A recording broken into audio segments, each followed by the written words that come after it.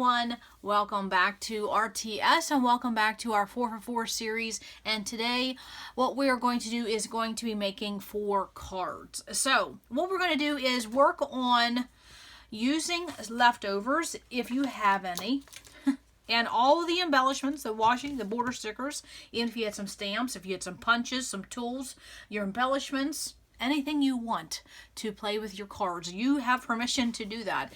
So what we're going to do is I'm going to break out the rest of the papers that we have left. I'm going to tell you how many pieces we have reserved for each card and then what we can do with them. And so then what I will do is I will come back and show you my 4 finished cards because I'll take a little bit of time with them. When I do that middle process that you don't see, it's because I'm usually watching someone else, and that is my craft time. That's my hobby time, my downtime when I'm doing that middle process. So I will come back, and don't forget your inking and all your techniques. So what I wanted to show first is that in my kit I had my 4 envelopes, so I have them pulled out, and then also what I did was I made 4 cards from my matting, or I had put in some papers for matting and for cards, and so I decided to go with the craft. So what I simply did was took this 8.5 by 11, and on the long side, this 11 inches, I made 2 cards. So I made 1 cut for 2 cards. Is that not the perfect thing to do with an 8.5 by 11 piece of paper? So if you start with this 11 inches, the long inches, and you cut it in 5.5, which is in half, you will get 2 cards, and I just simply scored them. So I'm going to be playing with craft. And so what I would suggest is definitely getting your card bases out, because what we're going to do is we're going to lay out our papers, basically distribute them. That is the easy thing to do. Of course, I don't think my cards are going to lay flat, so I'll probably do it this way. And maybe I'll do it this way so we can get it in frame and then frame. Let's do that. So we have 4 cards. So 1, 2, 3, and 4. So for card number 1, we are going to be having 3 pieces. And the 3 pieces we're going to use is from paper number 1. We're going to use those 2 triangles. Now your one triangle might have a little bit of off kilter. You could have cut that off previously, or I will probably just somehow maneuver around that uneven point. So those 2 triangles from paper number 1, and then the next piece is paper number 4, the 1.5 by 6. And I had a note here. Oh yes, that was if this did not even up. See, I'm missing a point here. You can definitely trim that down now, or you can cover it up. So 3 pieces of paper, 2 from number 1, and your 1.5 by 6 that came from paper number 4. Now card number 2 is going to have 2 pieces.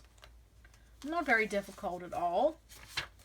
So basically what we're doing is we're taking our papers that is left over from our kit, as far as our 4 papers, and we're just distributing them. And I want to say this right now is that when I show this, if you don't like something, definitely by all means mix it up and do whatever you like. This is just a guide. So for card number 2, we're going to have paper number 1, that's that 4 by 4, and then again number 4, the same as card number 1, is that 1.5 by 6. Easy peasy. A 4 by 4 and a 1.5 by 6.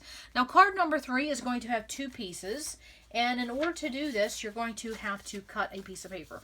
So for paper number 3, you probably have a 6 by 6 left. You want to cut that in half so you have a 3 by 6. So we're going to have a 3 by 6. You'll have to cut that, and then we're going to have paper number 4, another 3 by 6. So you know we'll probably do a happy horizontal with that card. And so just 2 3 by 6 pieces of paper, not hard. And then card number 4, 3 more pieces, and that's probably all you're going to have left. So there's that remaining 3 by 6 of your paper number 3, and then 2 1.5 by 6 pieces of paper. And so again, you see how we just distribute the papers. And if you think that something is lacking, go ahead and get your bonus paper or some cut aparts or your leftovers, bring them forward, play with them. And I have them here. I also have some ephemera pieces.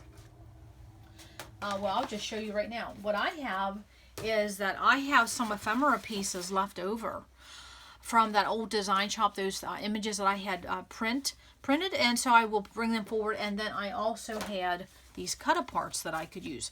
Now let's talk about for a minute, what type of cards am I going to do?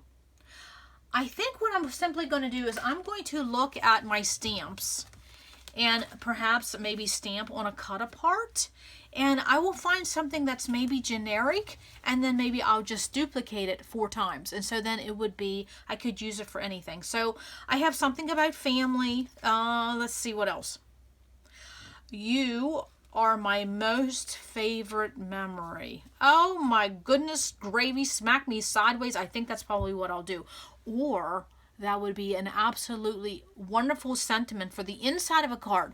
So maybe that would be an idea. I could stamp something on the outside or stamp something on the inside. Or what I want to mention is if you have stickers, you could use your stickers for your cards. You could use something that's already printed. And you could use these images here for the front, and then, you know, just because it's a card, it doesn't have to have a sentiment on the front. You can just have a picture or a motif or a design, just something pretty, and on the inside is your sentiment. Maybe I'll do that too. And then along with that, don't forget you have border stickers, you have all this washi or your trimmings. Just remember one thing. When you start to get into lump and bump, if you have to mail these cards, you will have extra postage. So I do try to keep that in the back of my mind. I do not have luck with the postal service. Never have, never will. That's why I do not put brands on cards. But we also had some Nouveau drops. Oh, where are they at? Let me grab my Nouveau drops. I have Nouveau drops, and I also have enamel dots. But for cards, I like Nouveau drops because they're less expensive.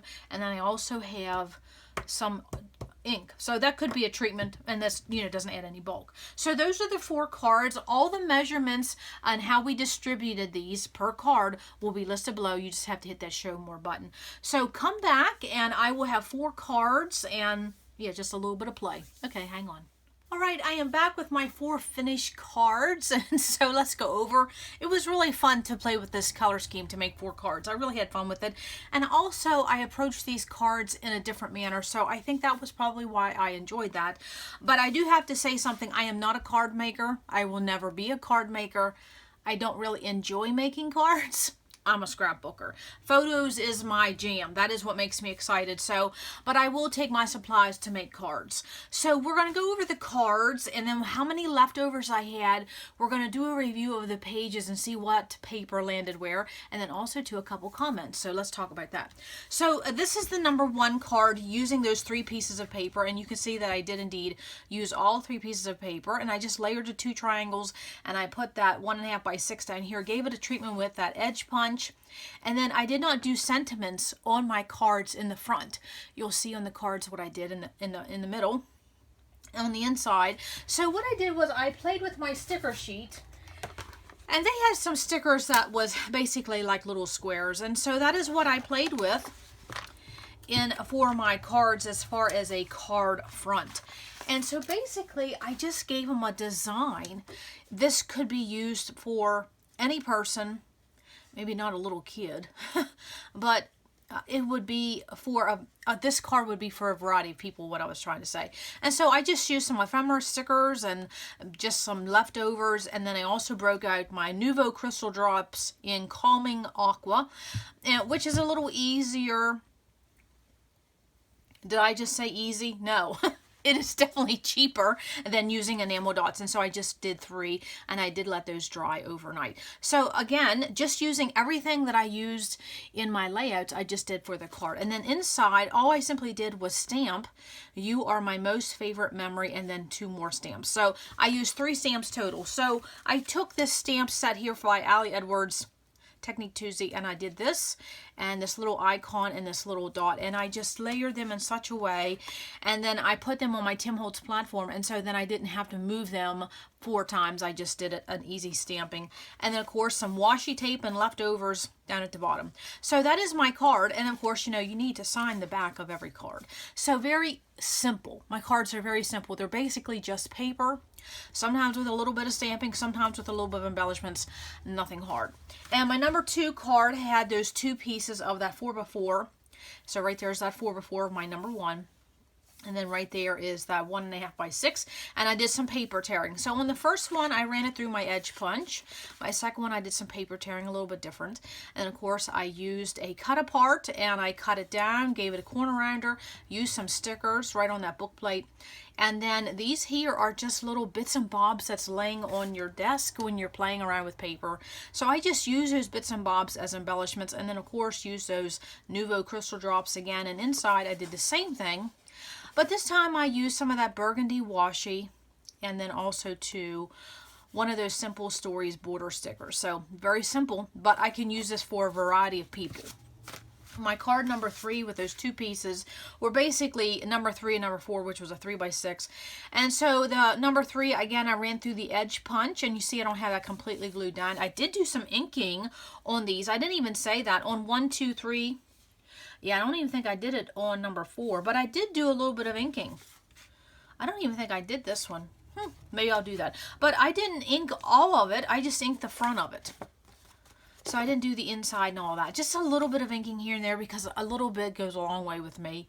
And then, of course, using something from the cut aparts, I just cut it down. Some ephemera leftovers. And then I broke out that scallop punch. And, of course, with one of my cut aparts, I just used that and I just cut them in small pieces. So when you're doing something like this and you have that bonus sheet and cut aparts, you can cut those down and you would almost give the illusion that you had more paper than what you did. So I love doing that. And of course the inside is the same way, same stamp.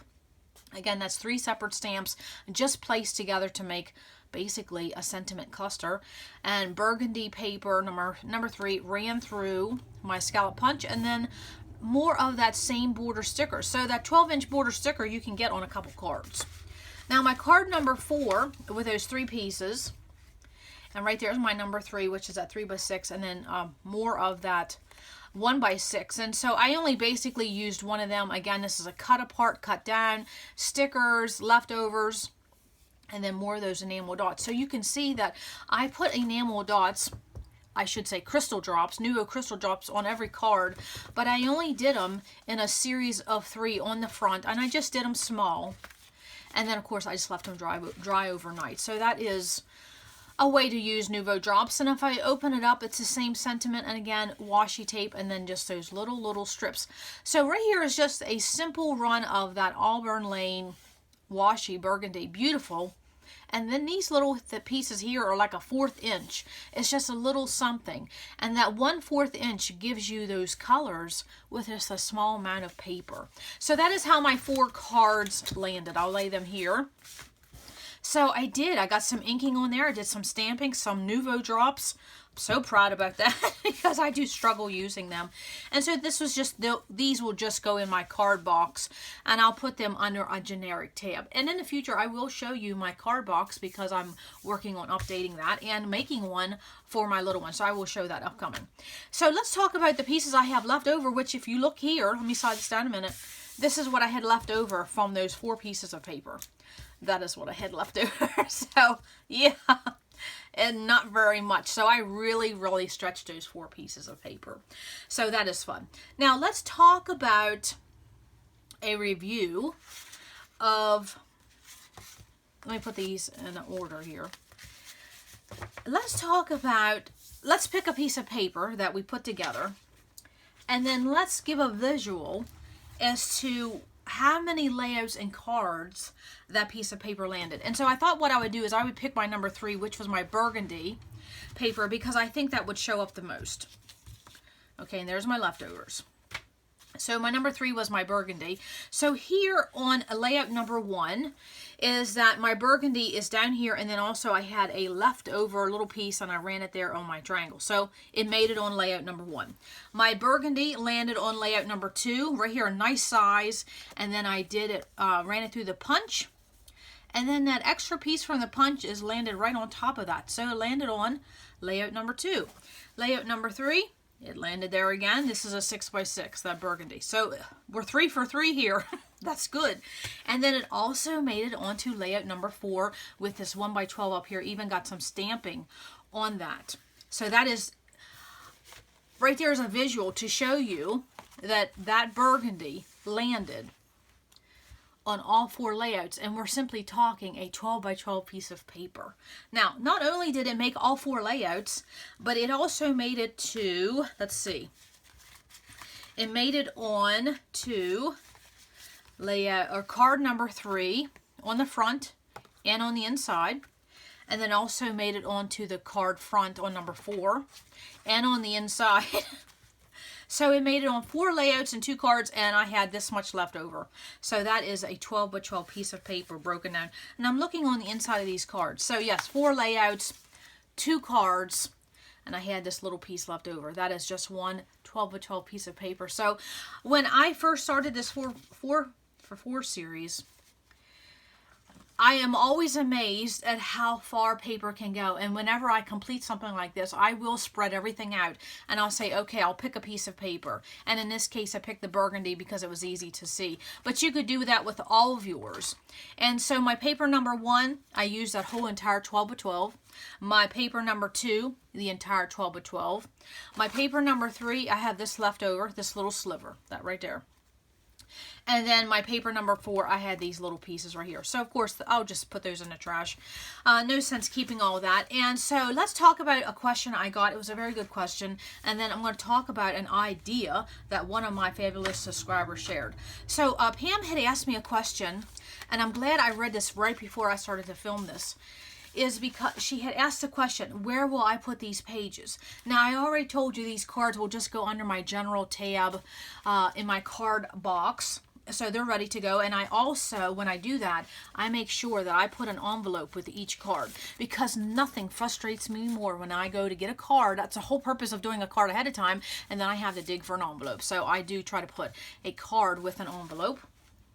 And so then where will I put these 4 pages? These 4 pages are clearly about my side of the family, and they are definitely not something I have a lot of. So Pam had asked me, do I have a heritage album? No, I don't. And so these pages, because this is my side of the family, in fact, my hubby and I, we don't have hardly, if you combine the both of us, we just don't have a lot of heritage photos. We just aren't blessed in that way. And I just asked him the other day, I said, do you have any heritage photos at all? He says, I don't think I have a single one. So isn't that something? But you know, you do with what you have. And so anything that has to do with my hubby and I do have an album, and it's just for us. So these will go in that us album. But you know, over time, if I find more photos or I do more pages, if I would seem to find that I couldn't get all of those layouts about us, his childhood, my childhood, and then our heritage, if I couldn't get them in one album, I would probably just make an album number 2. I will not do a heritage album because I simply don't have enough material for a heritage album. I just don't have a lot. But you never know. Family members give you pictures all the time, so you never know. So these will not go in an album labeled Heritage. They will just go in our Us album for now. And like I said, you know, you never know. Something may happen and you get more photos. You do more layouts. You can always do a volume 2. And who knows, maybe I'd even get enough down the road. I could do a heritage album. So that it brings forth another question. What will I do with this kit? I will not be tearing down this kit. I will be keeping this kit together with all my Simple Stories Legacy collection, and I will be adding a Bo Bunny collection I've had earmarked for these type of pages, and I will keep most of those embellishments and all that ephemera. I will be keeping that together in a kit, and I'll just label it my heritage kit. Now, all of this washi and my Auburn Lane washi, I don't know if I will be putting that in with the kit because I really, you know, that's something new to me. So I probably may not do that. I wouldn't add in my stamps, things like that. But I definitely would make note of it. So I am keeping my kit because I am planning on working on more of these pages over the winter. So then the other thing I wanted to share is that Michelle had posted such a great idea, and I definitely wanted to share this. So thank you, Pam, for that question, and thank you, Michelle, for stating this. She said that what she has done is she has made copies of heritage pictures, and then she's put them on cards and mailed them to relatives. Now, is that not just an awesome idea? I'm like, yes, that is great. Or even if you just made photocopies, you wouldn't even have to put them on cards. Just put them in a bundle, wrap some tissue paper and twine around them, and send them as a gift. Just those those photos. So I just think that's a wonderful idea. And you know, the holidays are upon us, and so that would be a great idea to make cards. And you could also make them as removable, so they would have those copies. And then also just giving them a bundle of photos. I just think that is just a very really good idea. So thanks for sharing that with Michelle. I appreciate that. So basically this will round up our 4 series, the Heritage Run. I really want to thank my subscribers for the idea to do this, because this is probably something I would have probably put on the back burner once again. You know how we do that. So I am really happy that I have these photos documented and these layouts done. I still have the journaling to work on, but I will just be sitting down with my mom one afternoon and we'll be doing all of these at one time, because I can't keep all of these people straight, especially this one where I have all of these family members. I'm trying to write as fast as she tells me, but I just can't. So I just need her help with that. So if you have to reach out and ask relatives for the help, that's what you do. And then with that, when you are dealing with heritage, the one thing I want to mention is that if you talk to one family member, you're going to get one story. If you talk to another family member, you're going to get another story. And so sometimes we get like, well, who's telling the truth and who's not telling the truth? There's skeletons in the closet. What's being said? Just forget all about that. Just remember one thing. When one person is telling you, remember that is their story. And when the next person's telling you their part of the, their information, that's their story. And everybody has a different story. So just take it all with a grain of salt. And what I do in cases like that, if my dad would give me info and maybe that wouldn't jive with what my mom gave me, I will simply say, Dad says, and then I'll just write what it is. Mom says such and such and such. And so that's how I hand it. Or Aunt Linda says, or Uncle John says. So just have it come from their standpoint and their story. And it's okay if not everybody remembers everything exactly the same, because I know as my family and I talk about different things within my myself and my 4 siblings, none of us remember anything the same. It's just the way it works. So you just have to take all of that with a grain of salt, but it's important to note and to document everybody's different side of the story. Somewhere in between is the absolute truth. You know how it is. Because I will tell you, sometimes when it comes to identifying a group of people, someone will say, well, that was Aunt Joanne. No, that's Aunt Joanne. No, that's Aunt Linda. No. You know how it is. That's just the way it works. Take it all. Just enjoy it and have fun with it. This is not about being perfect. This is about just documenting and recording our story. So thank you for joining in for this 4 series, the Heritage Run. And you know what I'm going to say. Stay tuned for close-ups and come back to RTS, because you never know what we're going to do. Bye.